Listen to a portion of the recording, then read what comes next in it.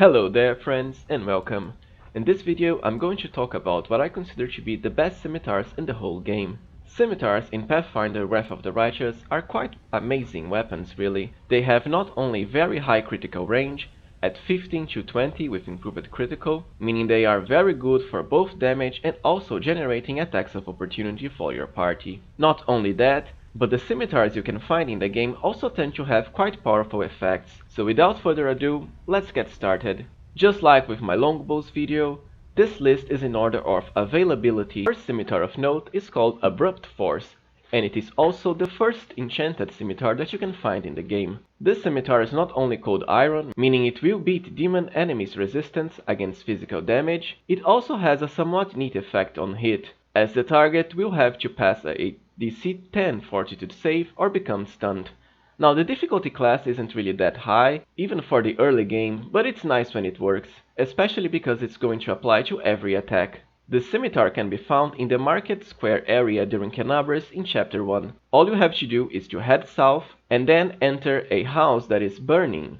Inside, you will have to face a Brimorach demon enemy who will use fireballs and other fire damage abilities, so be sure to cast Resist Fire Communal before you face him. Upon defeat, the Brimorach will drop the Abrupt Force scimitar. The second scimitar of note is the Blade of Order. This scimitar is very easy to acquire. All you have to do is buy it from Wilsor Garms, the merchant, in your campsite at Chapter 2. It is a +2 scimitar with a rather unique effect, as it's going to apply a -1 penalty on hit to chaotic evil creatures damage, and it stacks up to -5 even. Basically, it's going to work against all demons and hardly reduce their damage. Another very powerful scimitar is the Scimitar of Wind. This scimitar is not only +2, but it also has the Thundering property, meaning it will do an extra 1d6 sonic damage on every hit. Sonic damage is not really often resisted by the enemies, besides some demons during Chapter 4.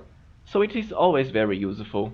Not only that, but it can make for decent combos with the Elemental Barrage Mythic ability, so long as you have another element as well. What makes this scimitar special is also the fact that it has the Keen property, meaning by default its critical range is going to be 15 to 20 instead of just 18 to 20, and that's without having to get the improved critical feat. So overall it is a very solid weapon that can last you for quite a lot of time. Getting the scimitar can be a bit tricky, and it is also very missable. Basically, you need to pass a perception check to find a hidden pile of rubble in the Dresden Siege map at the end of Chapter 2. The area you have to go is somewhat to the northwest of the Dresden map, also close to the place where you have to put the 3 hidden keys into the wall. Be sure not to miss this very powerful scimitar. Another very great scimitar is Rupturing Storm. This scimitar comes with a +4 enchantment, so rather decent, and it also deals an additional 3d6 fire damage.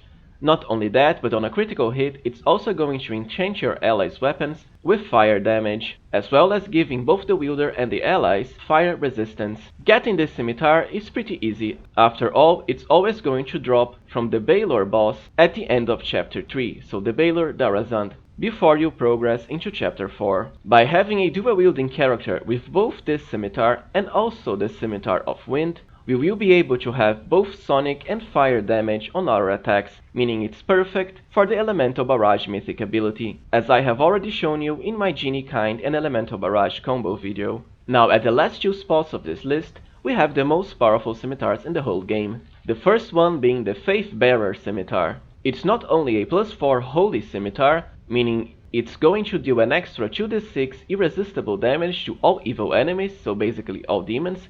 It also has a very unique effect. On a critical hit, your character will have to make a Lore Religion check with a high DC of 40. If you make that check, all your allies in a 50-feet area are going to be healed by an amount equal to your Lore Religion ranks, so basically up to 20. Because scimitars have very high critical range, it's very easy to get critical hits with them. This weapon is basically a reason to have your scimitar character also have ranks in Lore Religion.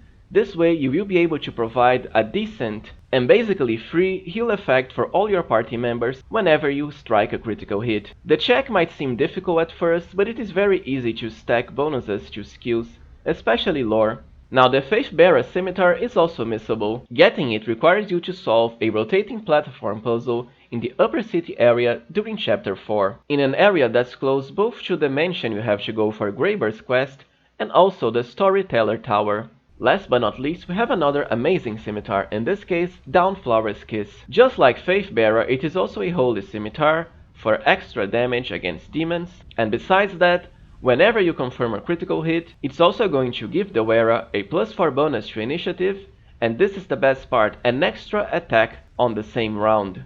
This extra attack is going to stack with haste and so on, so it's very useful. You can find this amazing scimitar in the Ineluctable Prison area, basically Baphomet's prison, during chapter 5. All you have to do is defeat the prison warden and the scimitar will be very close to her. After that, simply head to the jail cell areas and speak with the Cecily NPC. Simply show her the Dawnflower's Kiss scimitar and ask her to consecrate the sword for you.